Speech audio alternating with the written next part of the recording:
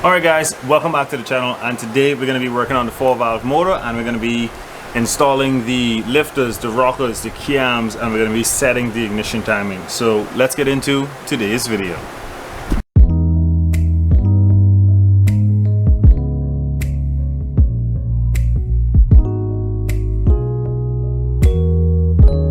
Alright, and just like I said, we're going to be setting the ignition timing. Obviously, if you have torn down your motor this far, it would definitely be a good idea to get you a brand new timing kit, and we still have that brand new timing kit that was on the Marauders motor. I never used it, so we installed it, the motor went bad, I just pulled it right off of the Marauders motor and I saved everything. So I'm going to be dropping those lifters and those rockers in first, then we're going to set the cams on top of those, and we're going to be setting the cradle or the cam hold downs on top of those. We're going to be torquing those down to spec, and then we're going to move on to setting up the initial timing, and I'll show you the marks and the positions you want to look for on the cams and on the crank when you're doing that. So I'll show you guys what all I have behind the scenes, the stuff that you can't see right now, and then we'll get into working on the motor. Alright, so first things first, we got the cams, and I have them laid out just like how they would be on the car. So this one, passenger side right, passenger side left. This would be driver side right, driver side left. All the hold downs, all the tensioners for them. The only thing I reused from the old motor was actually this one tensioner. I broke that tensioner from the new kit. So also we have our crank sprocket. The brand new ones come as a one-piece deal, and you always want to have the timing mark on the outside of that so you can see it. And the reluctor wheel, make sure you install these. They have an actual way they go in. This is the rear, so it'll go towards the crank like that. And obviously timing chains, timing tensioner, these are the guides. And then like I said, we have the left and, well, actually we have the right and left tensioner right there. So our full timing kit is basically what I have, and I have my lifters right there and rockers on the ground.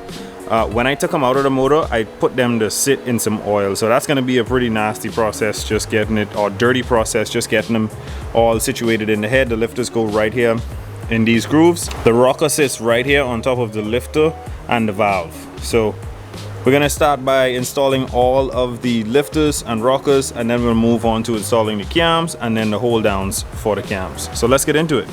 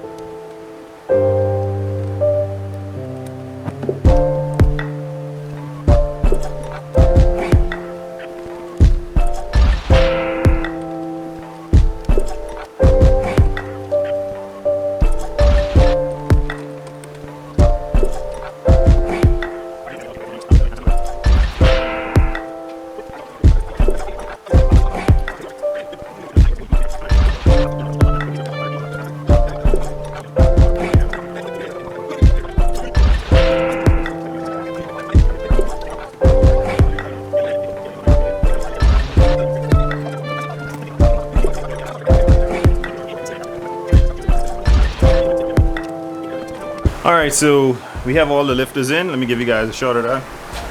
All of the lifters and rockers are in. We're now gonna rest the cams on, get those tightened down, and then we'll move on to actually timing the motor.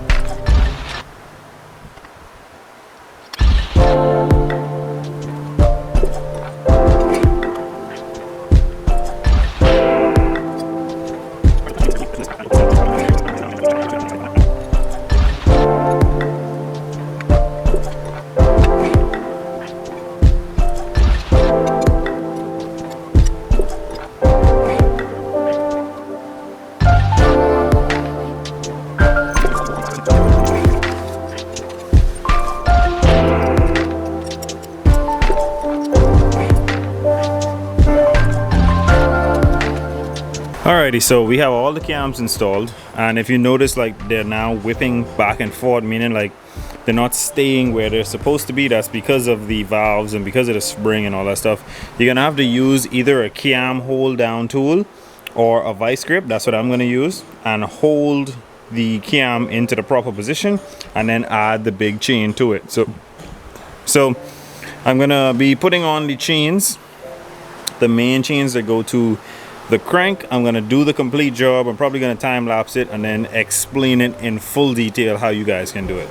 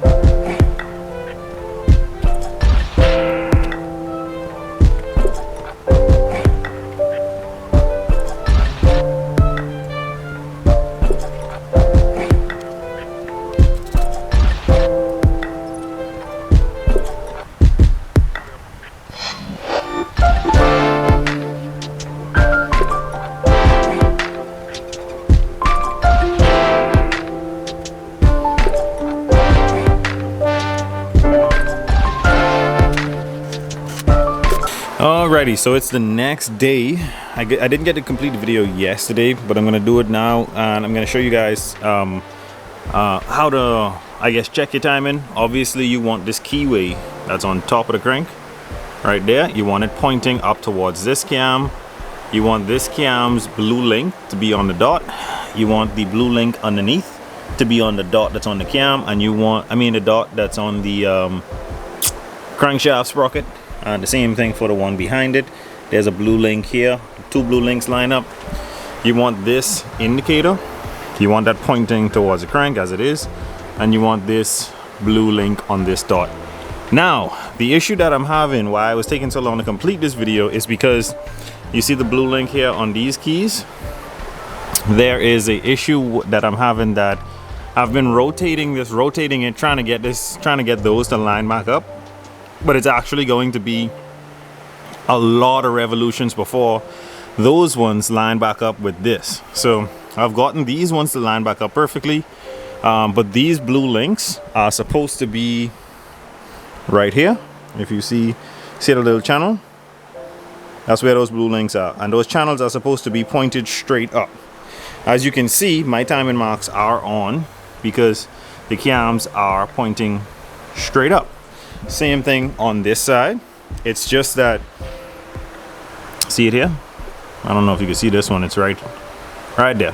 So these ones straight up. It's just that the blue link on the chain is not lining up perfectly because there's a certain amount of rotation where all of them are going to line back up. But I didn't record it because it was taking so long to get this thing done, and I'm going to explain to you guys now why I feel like if it's your first time doing this, you should probably let a professional do it, or I'm gonna give you a better way of doing it right now. The biggest issue I was having with getting all of these marks lined up is that I installed all of my lifters and rockers first. Now you can install the lifters, but the rockers shouldn't be installed, or it's easier to get this to work with the rockers uninstalled, because the rockers make the cam flip around on those rollers, and the actual mark for both cams is actually like at the peak of one of those rollers, so it wants to flip around on that. I had to get some vice grips and hold this side, and then I had to, well, actually what I did is I lined up this side first because this one is on the back of the sprocket. Lined up this side, got it right. I had to move the crank just a bit, and then I rolled the crank back to the TDC position to point up at this one.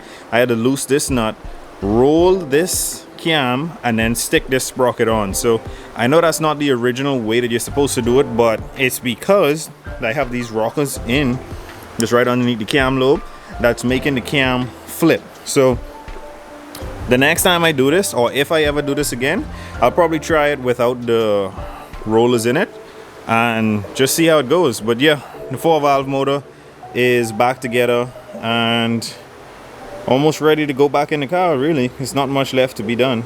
All right guys, now just a few pointers or a few tips before you try to attempt this yourself. Like I said, either try doing it without the rockers installed or just let a professional do it. This is the second time that I'm actually doing it, and it's still a challenging process. I would definitely say the hardest part about a 4-valve motor is timing it. Pistons and rods, easy. Taking the crank out, easy. Doing anything else is super freaking easy. Doing the timing on these 4-valve motors is the headache. That is the hardest thing to do. So I would definitely recommend letting someone do it for you. But yeah, we got the 4-valve motor back together, and in the next video we should be getting everything nice and pretty, painting up what we need to paint up. Also, we're gonna start sanding down the car, making sure that gets good. We're gonna be priming it, and we're gonna be painting it, and then we're gonna move on from there. Also, we have to get that gearbox. We have to open that up to check to see if the gears are stripped or if the synchros are just bad. If the gears in that box is good, but the synchros are just bad, I'm gonna replace all the synchros and then slap it back in with a lightweight flywheel, stage 3 clutch, pressure plate, and we should be good to go. So that's pretty much what we have coming up in the next few videos. But make sure to leave a comment down below. Let me know what you guys think. Let me know if you need any other how-to videos to be brought out. And don't forget, I already made a step-by-step how-to video on this on my channel, and I'll probably put the link below, or probably put it up in the corner here. And yeah, that's pretty much it. Thank you guys so much for watching. Don't forget to like, share, and subscribe. And always remember, don't drift without your dreams. And I'll catch you guys on the next one.